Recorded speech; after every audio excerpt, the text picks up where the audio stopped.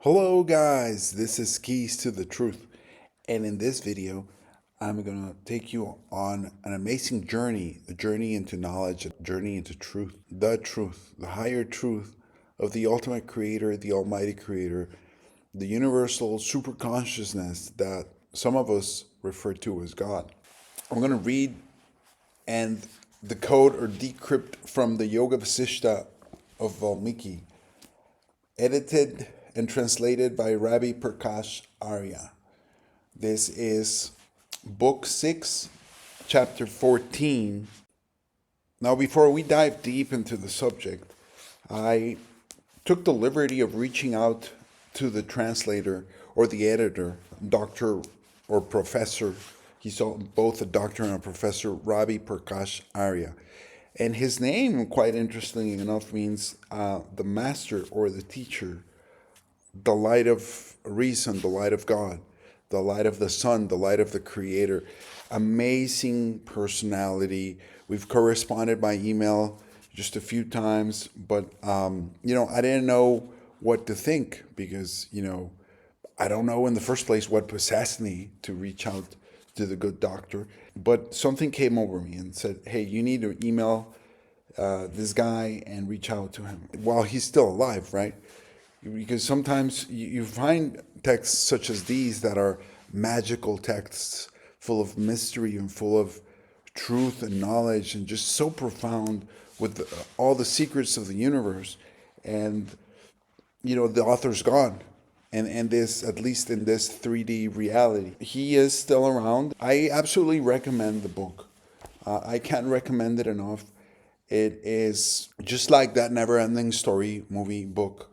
This one's even better. I cannot say enough things about it. You can get it from Amazon. I'm going to put here some screenshots of where you can get it. If you're looking into the philosophical, the spiritual, you cannot find a better book. I put this right next to the Bhagavad Gita and the Bible. If you're ready for it, that is. Much respect and admiration to the good doctor, the professor, Prakash Arya, because his responses were most gracious. Some people flip out. Most people flip out when I show them who I am and what my channel's about because they're not ready for that. I send him salutations for his work in preserving and retransmitting these ancient knowledge.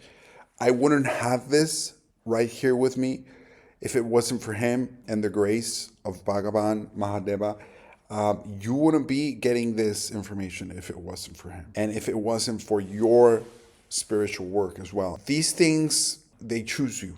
You don't choose them. And they come at a time when you're ready for them. Vasishta is telling the court of the king and Rama, Sri Rama, he's telling them a story about how he went to Mount Meru, Sumeru, which is the Rupas Nigra, the tallest mountain in Jambudvipa, in this world, in this 3D reality.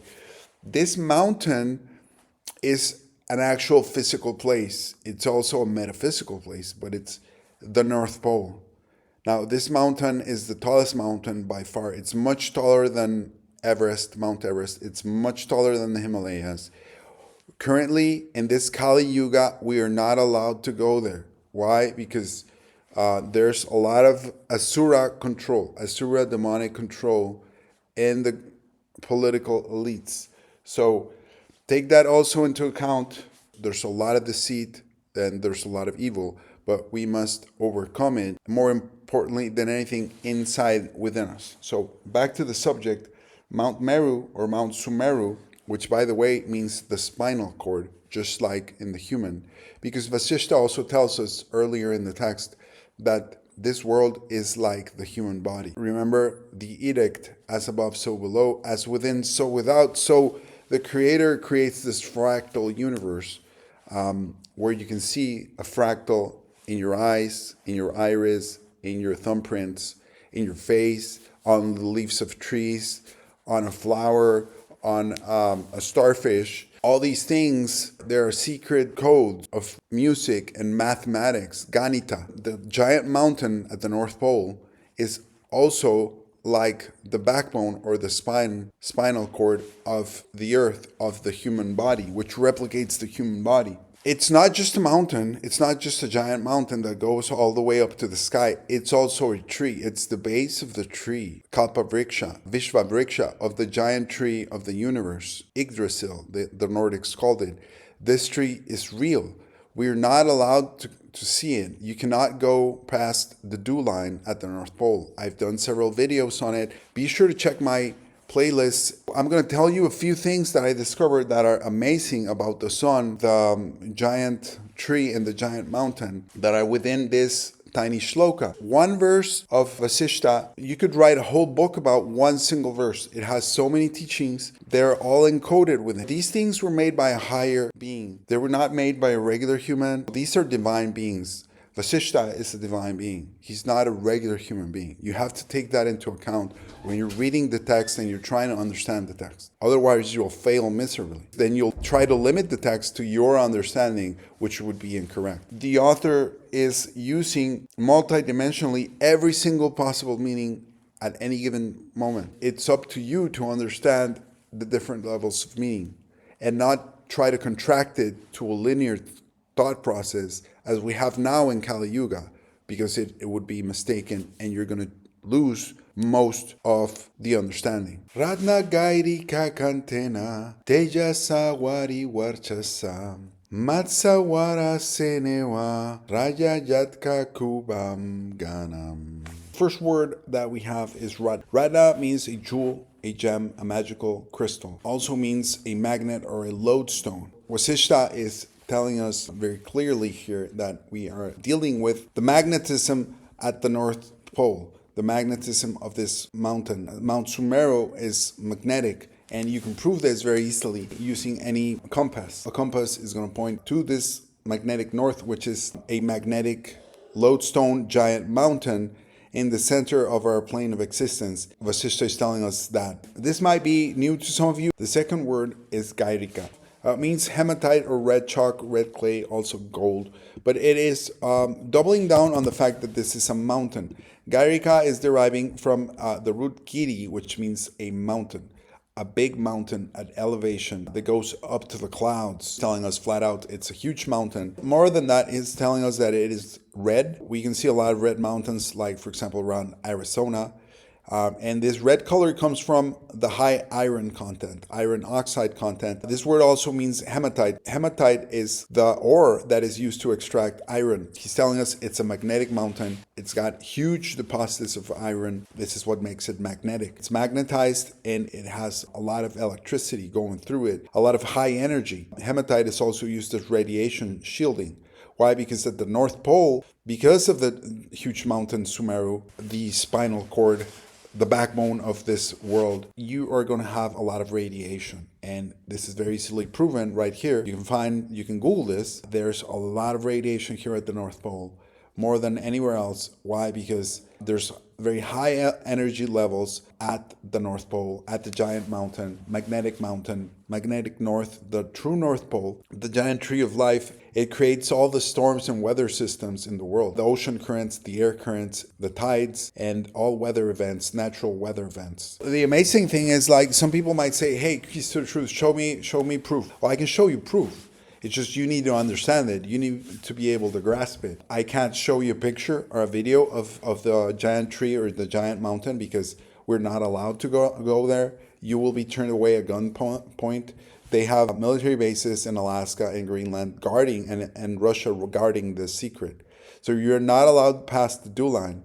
I have several videos on this. But you can, from the comfort of your couch and your computer, your laptop, your phone, you can find this information on Google, of all places, and prove this. Maybe indirectly, but you are nonetheless proving it, connecting the dots and the different points of information at your disposal. Very, very interesting what Vasishta is telling us. And then back to the point, this is what we're going to find at the North Pole, the Rupas Nigra, the Mount Sumeru. This is what they don't want you to see.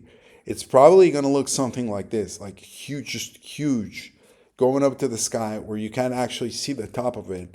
And because it's a tree. It's not just a mountain, it's a tree. It's magnetized, and it's going to be surrounded by this whirlpool. The next word is Rik, R-I-K, and this means king in Sanskrit, among many other things. Rik is also the Rig Veda here. Rik. You can't find it directly, but you can find it indirectly. King. So he's talking about the kingdom, and he's talking about the kingdom of man. From the red clay comes man, and so the kingdom, the human domain. So this, remember, it's a multi-level understanding that Vasishtha is throwing at us, and to see if we can pick it up or not. Now the next word is super amazing, and this is one of the most incredible things. So the next word is antenna. The next word that Vasishtha is using is antenna. You can see it right here, antenna. Right there, he's using the word antenna. You might say, hey, keys to the truth, what does he mean by antenna? What does that word mean in Sanskrit? I'll show you. And I'll show you how that word is actually the same word in English and many other languages. I found this amazing website that I recommend to you. And you write here, on Google, you write just whatever word you want in Sanskrit, and then you write declension table. Ante-na means instrumental. So what does ante mean though in Sanskrit? I'm getting ahead of myself. I'm so excited. So anti or ante means the end of something. It's the limit. It's the outline. It's here as far as, but it actually means the border. It's the border of something. It's the limit of something. Ante-na means with the border of something, using the border of something. So when Vasishtha is telling us, using the word antenna is using with the border of something, that is literally the meaning of the word antenna in English. I'm going to show you. Antenna meaning English. Okay? Right here, an antenna is usually a device for radiating or receiving radio waves. All right, so boom, right there we get one of our first aha moments where we can see the North Pole right here. You can see the giant Rupes nigra. What does it look like? It's a huge antenna. It's receiving and emitting, transceiving signals, okay? Huge amounts of radiation. It's a giant tree, it's a giant antenna, and it's for radiating or receiving radio waves. From who? I'll show you in a minute. Vasishtha tells us, he's saying flat out that this huge magnetic mountain, the king of the mountains, the king of the crows, the king of the human domain, is none other than an antenna. It means shining. It means brilliant, bright, with the vital power, with the spirit of glory, of glare, of fire, fiery energy, authority, ardor, aura. So all these things, because brilliance, glow, radiance, because it is glowing, it is metallic, it is glowing. It's a huge shining mountain that is glowing with brightness, because it is an antenna that is radiating, full of energy. Now let us learn a little bit something about antennas, how they work, so that we can continue on our journey. This is a perfectly good AM radio tower, designed to radiate so much power that if you were to touch it, well, you'd turn into a plasma barbecue while screaming the radio broadcast. Modern radio towers are an engineering marvel, pumping out controlled radio signals hundreds of miles away. They can transmit a lot of power. And just how much power are we talking? Well, this is a 7 kilowatt tower, part of a 12 kilowatt system. And the strongest in the world can exceed 2 megawatts. That's 2 million watts of power to be used for not just telecommunications, but also wireless power. However, not all radio towers are created equal. FM radio towers tend to be taller and have their antennas at the actual top, seen here in the Shokal transmitter, because FM works by line of sight. These towers will also be grounded for lightning protection. AM radio, on the other hand, uses the actual tower as the antenna, and as such, their height corresponds to the transmitting frequency. Since the antenna is charged to several thousand volts, this means touching the tower can be seriously dangerous. I heard that speaker 2,000 miles away, creating an efficient transmission at 1.46 megahertz. You'll have someone who's lived their whole life a devout Catholic. With an output power of 16 amps at 800 volts, it was pretty impressive. And the high frequencies meant, yeah, being nearly 50 meters tall, towers of this style require guy wires, and they are fenced off for good reason. Seriously awe-inspiring just how much power is pumping through these radio towers. And keep in mind, this power is designed to be radiated wirelessly through the air. So, next, I want to see just how far from the tower we can be and still extract energy out of the thin air. Pulling too much power out of the air and blowing itself up. So, one of the greatest stories ever told, wireless power transmission, aka radio. So, next time you drive past a radio tower, just remember what they really are. They're beacons of wireless energy. Think about that. Actually, think about what Wasisto is telling us. There's a magnetic, lodestone, iron, giant king of a mountain, red, that is working as an antenna, radiating energy all over this realm at the center of the North Pole, at the center of the realm. So far, we've only covered 2 words, and he's given us so much information, so many jewels. This is the source of all atmospheric electricity and power. This is our great source of intel. So we can look at these military patches right here, and we can see what they are hiding at the North. We have the North Star here emanating electricity, and we have an electric field at the North Pole. This next one, we have the giant mountain and the electrical generation. On here we have the harp at the North Pole because it is emanating energy and it's also throbbing with sound. So it is also emitting sounds and frequency. And this is exactly what gave these demon elites the idea to make an artificial harp. Another patch with the tower, the black tower at the center of the realm at the North Pole. Another patch with the electrical generation. Notice the red. Here we have the red in full view, the red tower, because it is black and red. Giant red-black mountain, red-black tree, and it is also filled with iron, electromagnetic, and cinnabar, which is the ore full of mercury. So it also has a lot of mercury, cinnabar in the red. Another patch showing you the North Pole and Space Force, which is not about empty vacuum of space that is not real, but the actual atmosphere. Here you can see also a depiction of the power being generated at the North Pole by the Tree of Life. Again, this one, quite obvious, the giant tower. Towering over all of creation, generating all the power for the atmosphere, for everything. Here again, the black tower generating electromagnetism. This also generates incorrectly called gravity. It's the forces that pull us down, which is an electromagnetic field. Here again, North Pole, giant, huge, towering mountain, generating frequencies, the frequencies of life and of all creation. Here we see the red again and the power generation, because this tree is actually the whole world and all worlds, above and below and to the sides. This one is super obvious. They don't even try to hide it anymore on this patch. It's like a huge giant antenna manifesting reality, manifesting the energy, the divine energy, and the material energy of creation in this realm and all other realms, because it also gives the power to the sun, the moon, the stars, everything. Here we have the giant mountain and the eagle holding the lightning, the electromagnetism, the power, the Shakti. Again, more depictions of the same thing in the military, which is a huge wink wink to those in the intelligence community and those in the know. Here we have the flames, which is the northern lights, the aurora borealis, because it is plasma deposition. It's a plasma field. So some people would say if this energy was there at the North Pole, keys to truth, there would be giant electromagnetic arcing around this huge tower that you're claiming has power of trillions upon trillions of watts. Guess what? The Northern Lights, the aurora borealis, is precisely that. It's a huge, giant electromagnetic arc, plasma arc of copper, of calcium, and several other things. Giant tower, giant power generation right here with the red hilt and the wings of divinity. More power generation, a tower, the eye of the all-seeing eye over here, which is the sun and the moon. Here, I mean, again, they don't even try to hide it. Look how they cover it in red, because it is more than likely covered in plasma, a plasma field.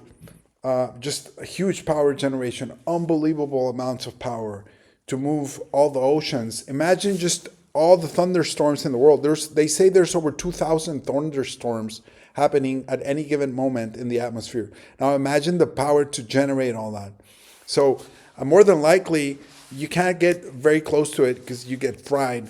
And more than likely, there's a plasma field around it just because the air and the water getting close to the tower would absolutely render some sort of plasma field. Look at this one, the dew line. This one's super obvious with a giant tree in the center generating all the power in this realm. And they have the dew line, which you cannot cross, and which is where you can actually see it from. And this last patch, they flat out put it. They don't even try to hide it anymore. It's like right there. It's a giant tree generating power.